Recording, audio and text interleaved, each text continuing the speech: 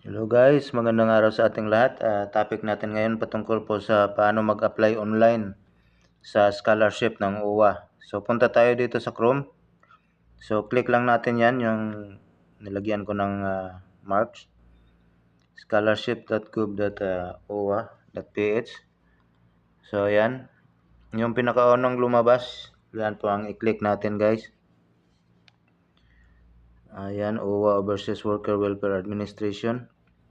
Scholarship application online. So yan.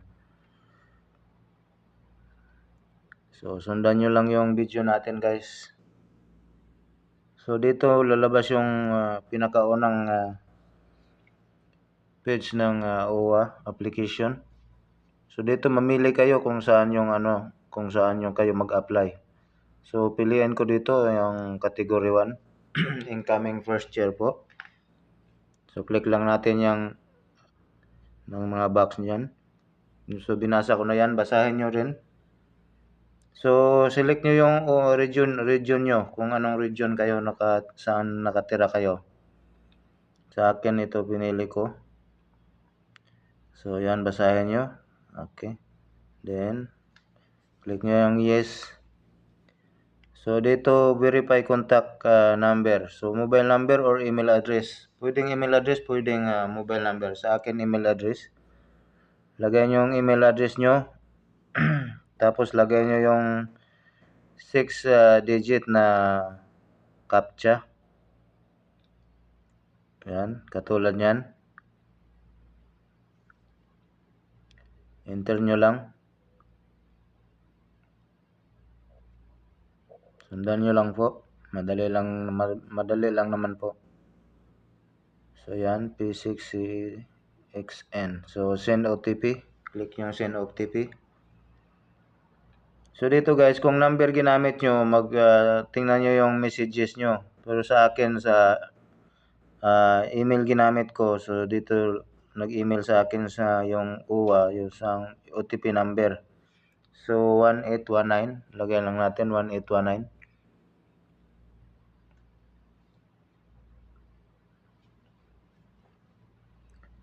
1819. Ayan. Then submit natin. So ito na rin yung lalabas guys. So OFW information yung una. Tandaan nyo po, OFW. Information ng OFW to. So last name. So sample lang to guys. Huwag nyong gayahin tong pangalan guys ha. Lagay nyo yung totoong pangalan nyo. So last name, birth date. Tapos 6. Yan. Lagay natin yung date. So select nyo lang. So 6. Then civil status. So passport number, lagay nyo yung passport number nyo.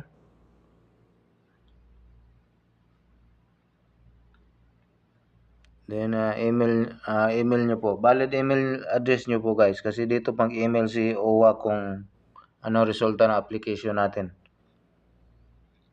So OFW category, land based po tayo.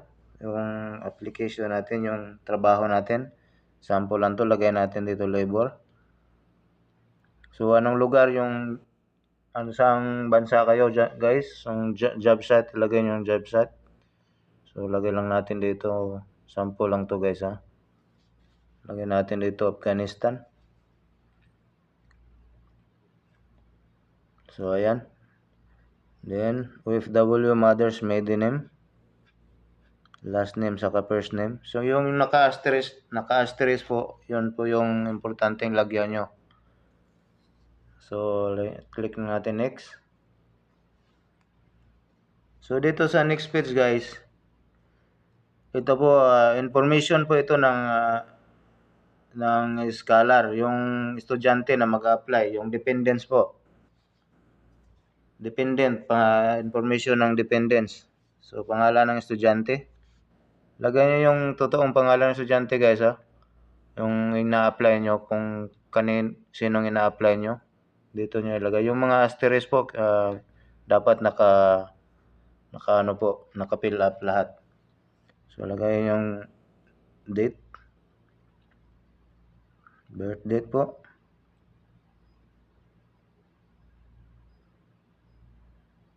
Then 6.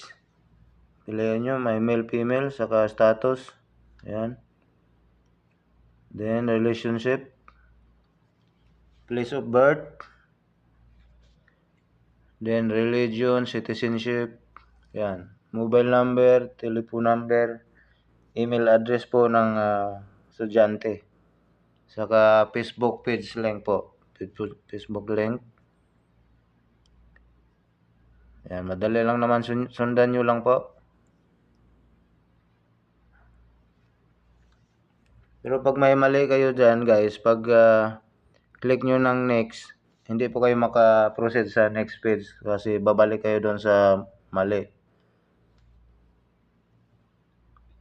So, lagay lang yung mga information.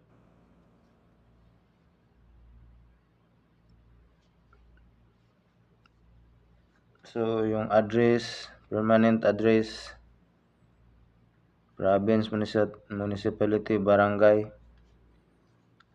So, yung province, select yung kung saan, anong probinsya kayo. Nandito naman lahat.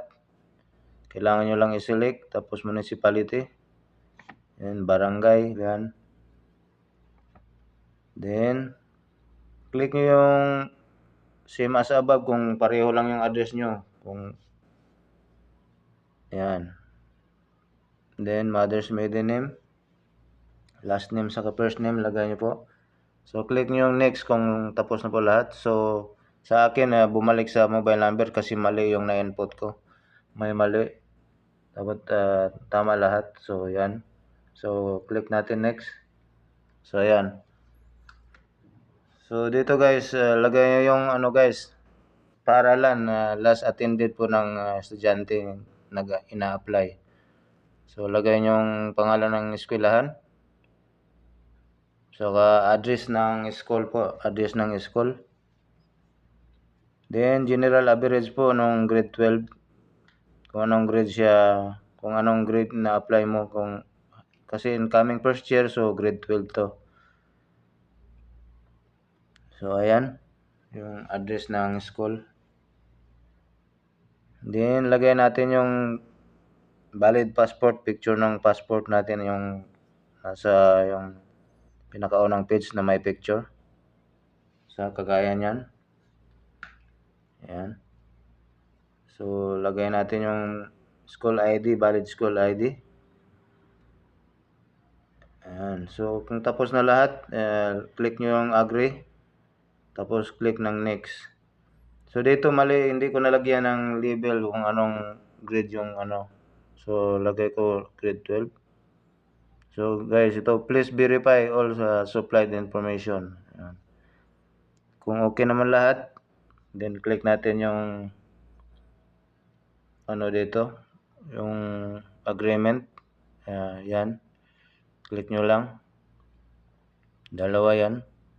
So, kung okay na, click natin yung I'm not a robot. Then, submit application po. Submit application, yes. So, pag successful na po yung application, maghintay na lang po kayo sa message ng OWA or sa email nyo. Check yung email nyo guys. So, salamat sa panood ng tutorial natin. Please like and share po sa video natin and please subscribe sa channel natin. Maraming salamat at God bless po.